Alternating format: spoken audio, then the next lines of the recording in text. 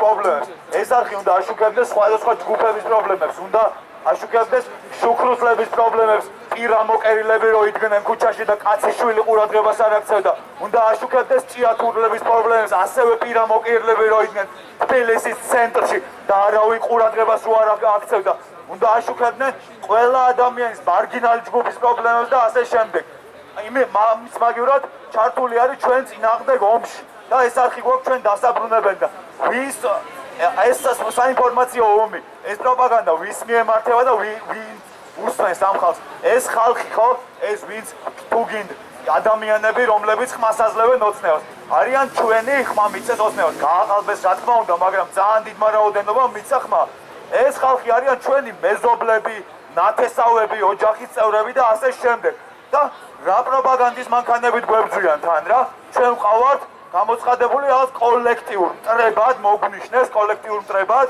პირველი რომ ომი გვინდა, ესე იგი ჩვენ ხალხს აქ თვითონ მართლა სამოქალაქო ომის დაწყებაზე რომ ოცნებობენ და იმაზე ოცნებობენ რომ ვიღაცა გაურკვეველმა ჯგუფებმა თავპირი დაგვამტრიონ ქუჩაში. ამაზე ოცნებობენ და თურმე ჩვენ გვინდა ომი აქეთ რა?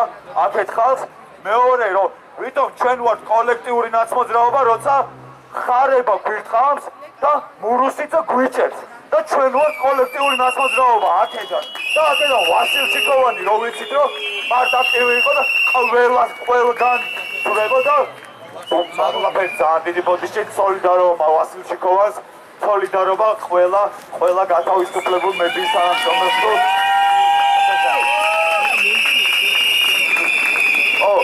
და მესამე რა, და ამაში ჩართულები არიან მთელი ეს თავისი იმეებით, რა ქვია, მთელი ძალაუფლებრივი იმით, რომ აი ამ სახის გაშავება აწარმოა და მესამე ყველაზე მტკივნეული რაც არის, ჩემს ერთ-ერთი ყველაზე მტკივნეული რომ რა, ანუ ჩვენ ვართ რაღაცა საქართველოს მტრები, რაღაცა ჯგუფი, ანუ რა უღმერთოები და რავი აი რაღაცა სიცოცხლის ენით ლაპარაკი რა, აქედან მინდა ვუთხრა სოლიდარობა ჩემ გვიარ დებს და ძმებს ყველას.